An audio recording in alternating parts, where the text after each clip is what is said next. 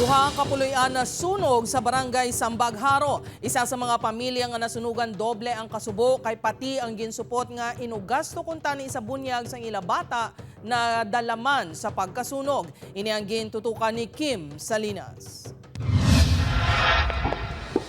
Makitaan sa video ang pagdabadawa sang kalayo kag pagtupok sang duwa ka mga balay sa barangay Sambagharo, Iloilo City kay inapasado alas 8 sang aga. Si John Nelin, aga pa sang gidulong ay ang mga kabataan sa eskwelahan kag nagpauma sang makapauli. Nakibot nga nasunog na ang iya balay. Sa uma ko sir nagalin tapos papuliin ako pag abot ko sa piyak nakita ko nga may aso na nagdalagan ko di balay ko nagalit na sunog. Naubos man kuno gabot ni John Nelin ng saksakan sang tanan nga appliances antes ini maghalin sa balay.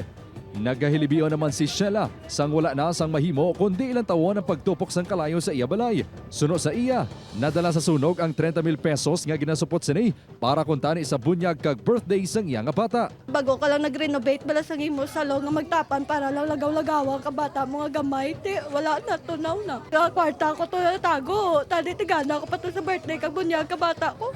Tiwaay na. Nagpalabot naman sang bulig ang barangay sa mga nasunugan. Mga bugas goro, pag mga bayo. Pati iban wala na sila bilin bayo mo. Santo sa report sang Bureau of Fire Protection, Iloilo City, 2 ka balay ang totally gutted samtang 2 ang partially. 4 ka pamilya ang apektado. Ginabanta 252,000 pesos ang ginbilin nga danyo sang sunog. Panayon pa karon ang investigasyon sang BFP sa gintunaan sang sunog.